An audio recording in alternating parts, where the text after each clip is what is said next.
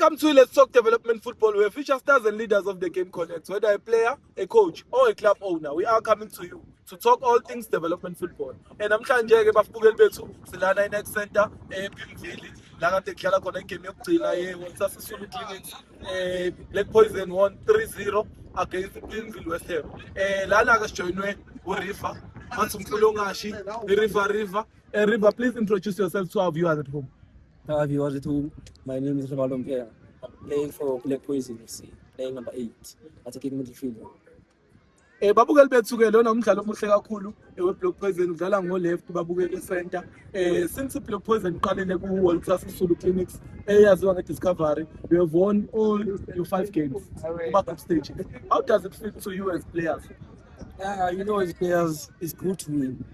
Yeah, coach has motivated us from the training. Like, no, man, guys, you must be used to winning. So, basically, we are winners. We are winners. Yeah, that's all I can say. River nje umsushilo nama winners.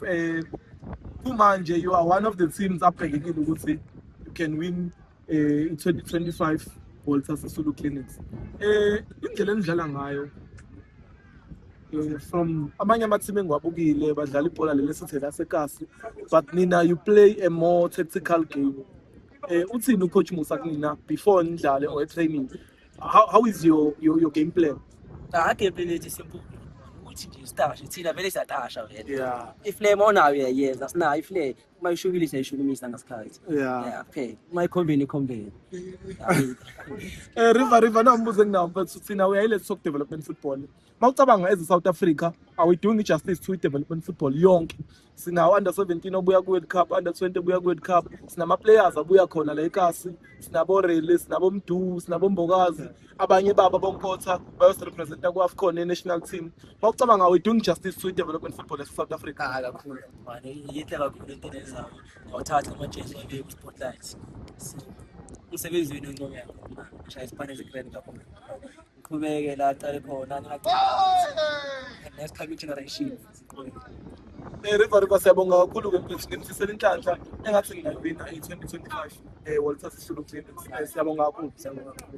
Bathi River babukeli bethu umfulongashi mawungambuka edlala uze iNext Center uzobabona abadlala kule 16 uzobona into ongakazuyibone. River siyabonga kakhulu mfethu. We are Let's Talk Development Football. Ungakhohlwa subscribe on YouTube, follow us on TikTok. Danko.